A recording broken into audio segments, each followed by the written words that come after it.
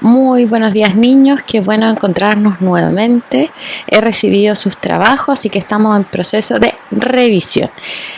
Hoy día ya es miércoles 21 de octubre de 2020, una nueva semana, y hoy partiremos nuestra clase revisando lo que estuvimos trabajando. ¿Recuerdan que estuvimos trabajando? Muy bien, estuvimos trabajando con la identificación de sujeto y predicado. Muy bien. Y teníamos estas oraciones. El miedo ha sido culpable de guerras atroces, puede llegar al pánico, nuestro cerebro reconoce el peligro, activa todo el sistema del miedo, la amígdala, y este se encarga de regular las emociones de lucha. Pregunta, ¿qué era el sujeto y qué era el predicado? ¿Cómo lo descubro? Otra pregunta, ¿el sujeto siempre está? Partamos entonces porque usted tenía que hacer el análisis de estas oraciones. Entonces, veamos, el miedo ha sido culpable de guerras atroces. El sujeto era, muy bien, el que realiza la acción, ¿cierto? Y el predicado es la acción. ¿Qué hay presente siempre en el predicado? Muy bien, el verbo que conforma el núcleo del predicado. Muy bien. Y le pregunto, ¿el sujeto siempre está explícito? Muy bien, puede estar tácito, es decir, lo tenemos que inferir, no aparece. Veamos entonces, el miedo ha sido el culpable de guerras atroces. Busquemos el verbo primero. ¿Cuál era el verbo? Muy bien, ha sido. Entonces, ¿quién ha sido culpable de guerras atroces? El miedo. El miedo era entonces muy bien, el sujeto, y ha sido culpable de guerras atroces el predicado. ¿Cuál es la palabra principal del sujeto? Miedo. Por lo tanto, el miedo corresponde a el núcleo del sujeto. Y como habíamos dicho, el verbo va a ser el núcleo del predicado. Puede llegar al pánico. ¿Cuál es el verbo?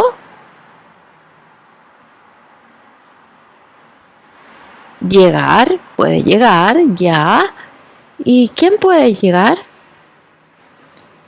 Muy bien, él podría llegar. Por lo tanto, es un sujeto tácito, es decir, no está. Y lo demás vendría a ser nuestro predicado. Nuestro cerebro reconoce el peligro. ¿Quién reconoce el peligro? Reconoce nuestro verbo, nuestro cerebro. Por lo tanto, este es nuestro sujeto y acá estaba nuestro predicado. Activa todo el sistema del miedo, la amígdala. El verbo activa. ¿Quién lo ha activado? Todo el sistema del miedo, pero ¿quién lo activa?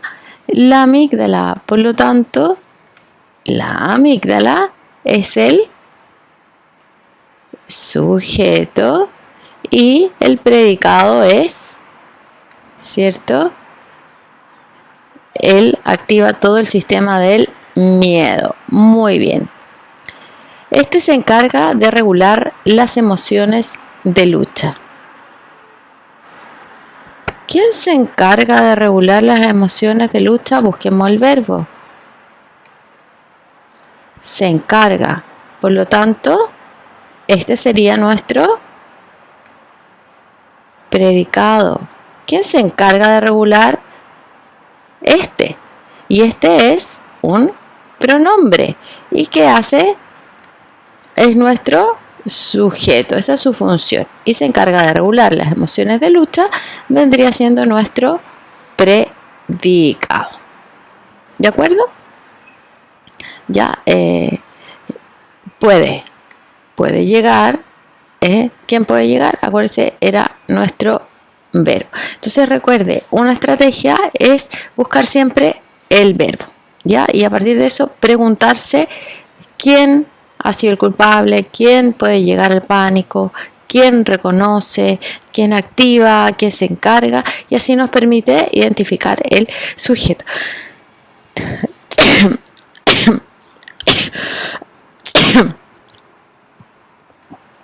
Perdón.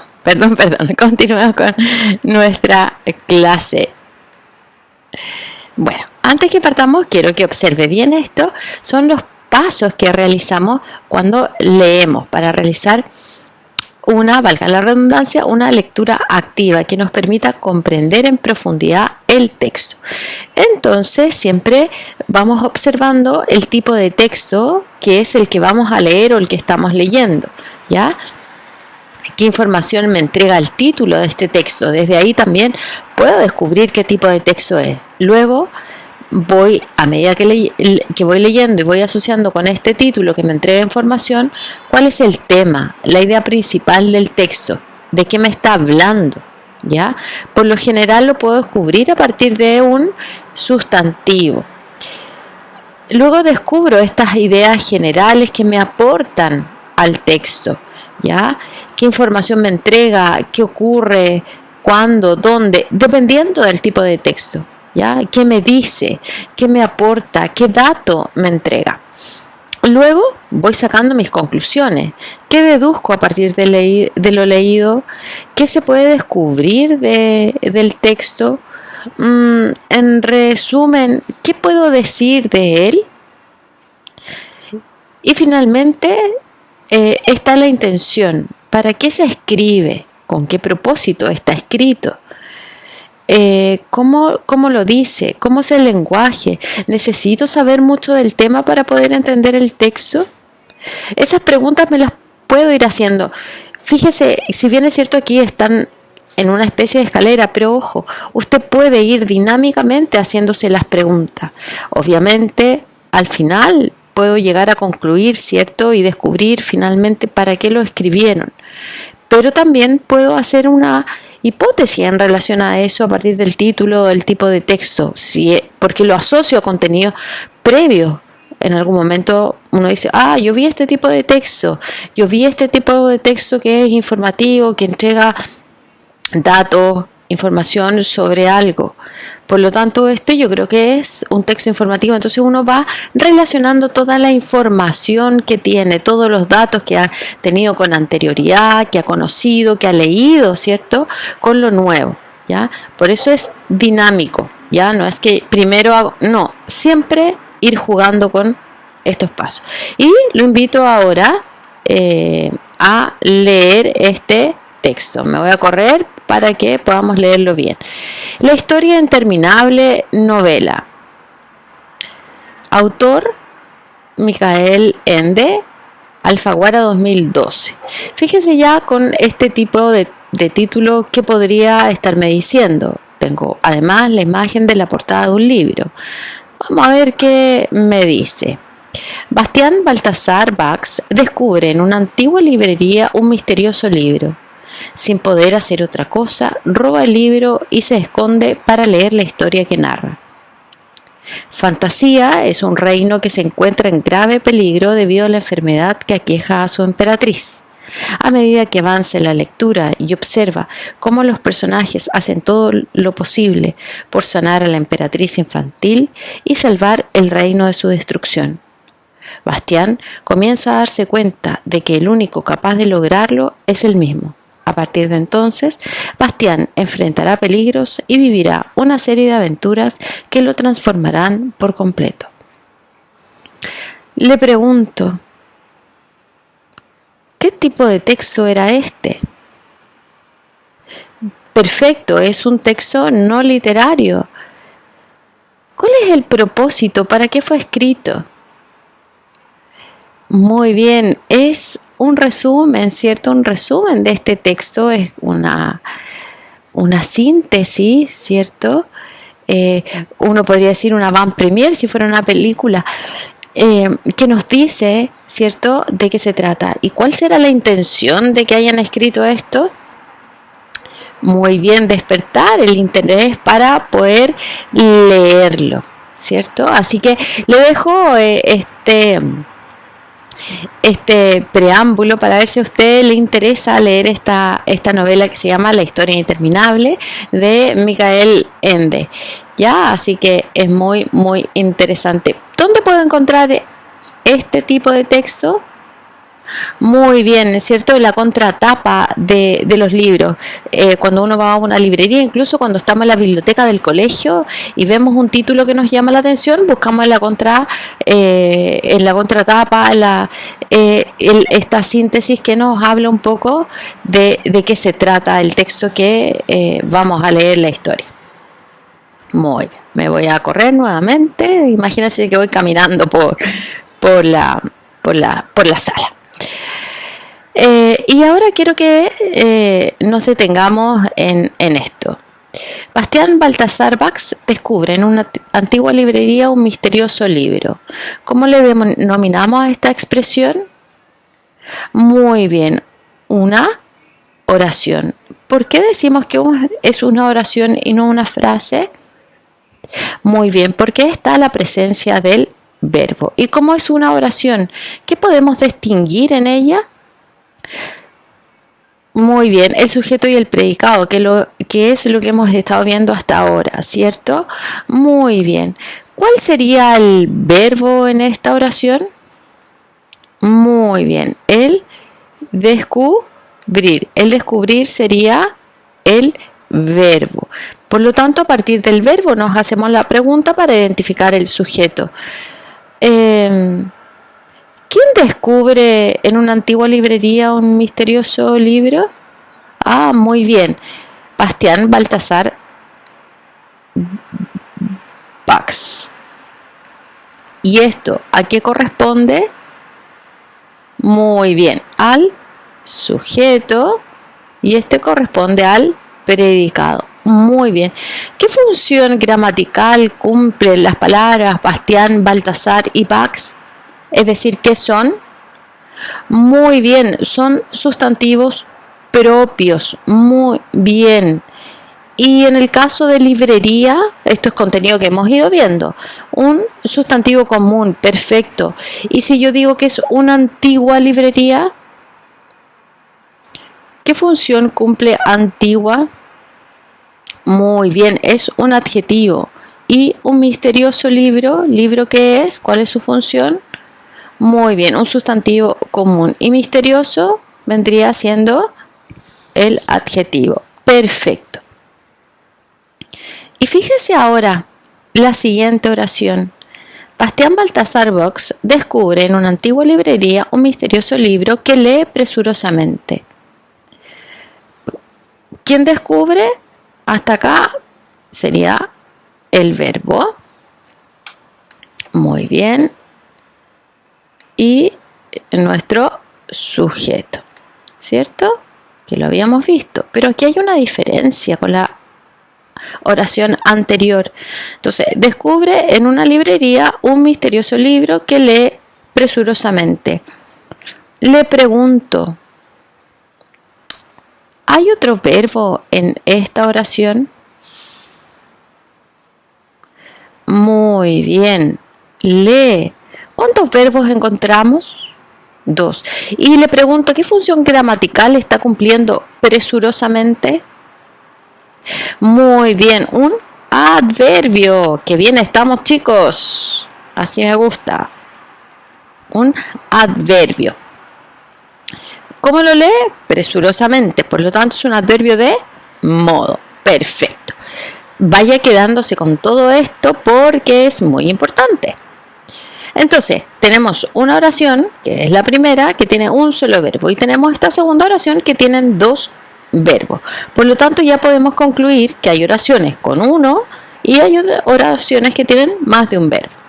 Veamos, ¿por qué estamos viendo esto? ¿Cómo se relacionará con nuestro objetivo? Bueno, vamos a identificar características de las oraciones simples. Ese es nuestro objetivo, nuestro propósito. Le pregunto, ¿qué cree usted que es una oración simple pensando en lo que acabamos de ver? Primero que nada, digamos que oración viene del latín, ¿cierto? De la palabra oratio, que se define como un conjunto de palabras con sentido que expresa una coherencia gramatical, ¿ya? Es decir, expresa una idea y por lo tanto hay una concordancia, ¿cierto?, entre las palabras. Y cada oración, como hemos visto, consta de dos partes centrales, el sujeto y el predicado. Y que fuimos viendo que el sujeto es quien realiza la acción y el predicado es la acción misma, ¿cierto? ¿Cómo lo descubro? Identificando primero el verbo y preguntando quién es el que realiza la acción. Y vemos que ese sujeto puede estar o no puede estar presente. Pero también hay muchas formas de clasificar las oraciones. Y una de ellas es clasificarlas de acuerdo si son simples o compuestas. ¿En qué crees si relacionamos estas dos oraciones que vimos con lo que con oraciones simples y compuestas? ¿Con qué cree que se relacionan? Muy bien, si alguien estaba pensando justamente en la presencia del verbo, tiene que ver con eso. Una oración simple es aquella que posee solo un verbo. Juan corre mucho. ¿Cuál es el verbo? Correr, solo. Juan y Martín corren mucho, sigue siendo un solo verbo. Entonces, para poder llegar a definir esta oración es primero identificar el verbo, ¿cierto?, el sujeto y qué es lo que hace. Y al responder esa pregunta podremos reconocer la acción, es decir, el verbo de la oración, identificar el predicado y así descubrir si es simple. Si hay un solo verbo, es simple. María fue a mi casa. Buscamos. ¿Cuál es el verbo? Fue. ¿Quién fue? María. María es mi sujeto, ¿cierto? Que en este caso, mi sujeto, mi núcleo es un sustantivo ¿de qué tipo? Propio, muy bien. Y fue a mi casa, que es el lugar. Y me pregunto, ¿qué hizo María? Fue. ¿Y cuántos verbos hay? Uno. Por lo tanto, es una oración simple. La oración compuesta, por lo tanto, tiene dos verbos, ¿ya? Tiene o más. Por ejemplo, Josefina corre y anda en bicicleta. Josefina corre y anda. ¿Cuáles son los verbos? Corre y anda. ¿Quién realiza esas acciones? Muy bien, Josefina. ¿Quién corre y anda? Josefina. ¿Qué es lo que hace Josefina? Corre y anda en bicicleta cada mañana 20 kilómetros. Por lo tanto, esta oración posee dos verbos. Por lo tanto, es una oración simple o compuesta. Compuesta. Entonces, recuerde, oración simple, solo un verbo. Y oración compuesta, más de dos verbos. Entonces, ¿qué va a hacer? Va a poner en práctica lo que hemos aprendido. Va a identificar si, primero que nada, las oraciones son simples y compuestas. Y luego va a hacer este análisis de sujeto y predicado identificando los núcleos. En realidad lo tiene que hacer para todas, porque así va a descubrir si son simples y compuestas. Y lo va a anotar ¿dónde? En su cuaderno, y la próxima clase lo revisamos, ¿ya? Eso es lo que tenemos que hacer hoy. Y yo sé que lo hará muy bien. Entonces, ¿cuál es la diferencia entre una oración simple y una oración compuesta? Muy bien. Vamos a sintetizar a través de estas dos oraciones que estaban ahí. Bastián Baltasar Bax descubre en una antigua librería un misterioso libro. ¿Cuál es el verbo? Descubre. Muy bien. ¿Quién descubre? Baltasar Bax, nuestro sujeto. ¿Y qué es lo que hace Baltasar? Descubrir, ¿cierto? Por lo tanto, es nuestro predicado. ¿Cuántos verbos hay? Uno. Muy bien. Baltasar Bax descubre en una antigua librería un misterioso libro que lee presurosamente. Veamos. El verbo descubre. ¿Quién descubre en una antigua librería un misterioso libro Ah, pero ojo, que lee y que además lee muy bien. Baltasar Bax. ¿Qué es lo que hace Baltasar Bax? Descubre un libro que lee presurosamente. Este es nuestro predicado. ¿Cuántos verbos? 2. Por lo tanto, la primera oración es simple o compuesta. Muy bien, es simple. ¿Por qué? Porque tiene solo un verbo. Y la segunda es compuesta porque tiene 2 verbos. En este caso tiene 2, pero podría tener más verbos. ¿De acuerdo? Entonces, así podemos identificar cuando una oración es simple y compuesta. Recuerde retroceder, volver a sus apuntes, ir anotando lo que usted cree que es relevante y le puede ayudar. Felicitaciones, muy bien.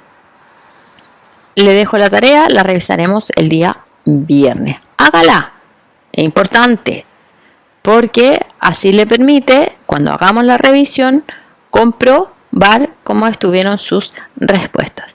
Con esto me despido, le dejo un abrazo grande y aproveche muy bien su día. Nos vemos el viernes, cuídese.